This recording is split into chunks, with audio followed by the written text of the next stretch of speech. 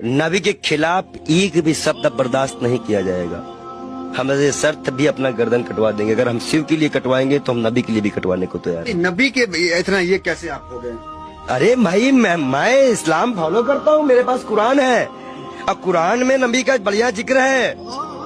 अल्लाह ने बताया है मूसा अलैहिस्सलाम यहूदियों के पैगंबर, ईसा अलैहिस्सलाम ईसाइयों के पैगंबर, हजरत मोहम्मद साहब इस उम्मत के लिए सब हमें पता है। हम पागल बो रहे नहीं है, हम इस्लाम को पूरी तरह से स्टडी करे हुए।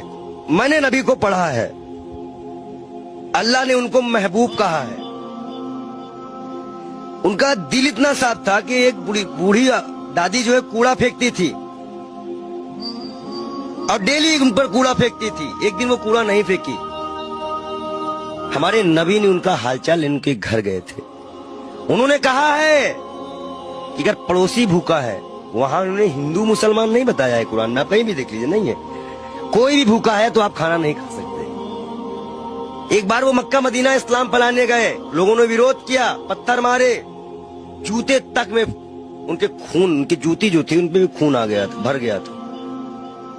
इब्राहिम अलैहिस्सलाम जहन्नम की आग लेके उतरे थे और बोले थे मेरे प्यारे नबी, ये मेरे प्यारे महबूब। वो इसलिए बोले थे कि अल्लाह उनको प्यारे नबी और महबूब करते थे। इस्लाम के लास्ट पैगंबर माने जाते हैं। उन्हीं की उम्मत जो है अल्लाह की बारगाह में जाएगी, सुनवाई होगी।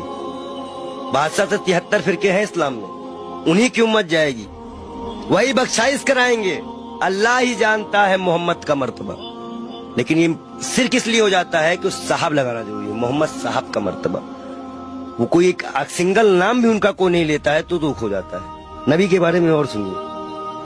वो एक दिन गुजर रहे थे, शराब कोई बहुत इस्लाम में बहुत पुराने से हराम नहीं थी। शराब यहाँ हराम की गई, उनके उम्मत में हराम की गई, उनके सामने हराम की गई, उन्होंने हराम की। उन्हें मुसलमानों को हिदायत दी कि हर वो नशा हराम है जो इस्लाम में तुम्हारा पैर डगमगा दे। उन्होंने नशा भी हराम कराया था। क्या उनकी ये बातें नहीं दिल में छूती है?